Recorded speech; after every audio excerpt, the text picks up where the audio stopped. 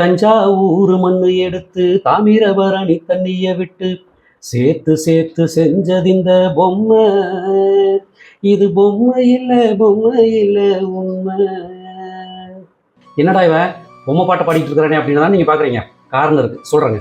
நம்ம ஒவ்வொருத்தரோட வாழ்க்கையிலையும் வந்து நம்மளை சுற்றி ஒரு முக்கியமான ஒரு கேரக்டர் வந்து எப்பவுமே வந்து சுற்றிக்கிட்டே இருக்கும். அந்த நபர் யார் தெரியுங்களா? நீங்கள் வந்து வாழ்க்கையில் முன்னேறிக்கிட்டு போயிட்டு இருக்கீங்கன்னு வைங்க.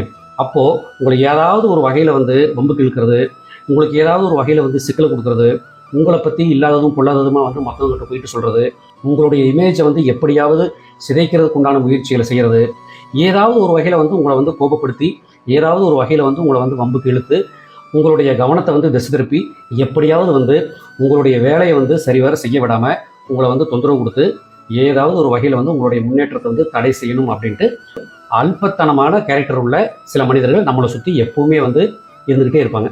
நம்ம என்ன செய்யணும்? அதுக்கு தான் இந்த பாட்டு பாடணும். நம்ம அவங்க என்ன சொன்னாலும் எந்த விதமான எதிர்வினையும் செய்யாமல், எந்த விதமான ரியாக்ஷனும் கொடுக்காமல் நம்ம பாட்டுக்கு நம்ம வேலையை செஞ்சுக்கிட்டு போய்கிட்டே இருந்தால் மட்டும்தான் நம்மளுடைய வெற்றி தொடர்ந்து சென்று கொண்டே இருக்கும். நம்ம வந்து கோபப்பட்டு அவங்ககிட்ட சண்டைக்கு போகிறதோ, இல்லை அவங்கள போய் திரும்ப வம்பு இழுக்கிறதோ, இந்த மாதிரியான காரியங்களை நம்ம ஈடுபடுறப்போ நம்முடைய வெற்றிக்கான பயணத்தில் நிச்சயம் தடை ஏற்படும். அதனால் அவங்க நம்மளை பற்றி என்ன சொன்னாலும் பரவாயில்ல, நமக்கு நம்ம மேலே வந்து நம்பிக்கை இருந்தால் போதும்.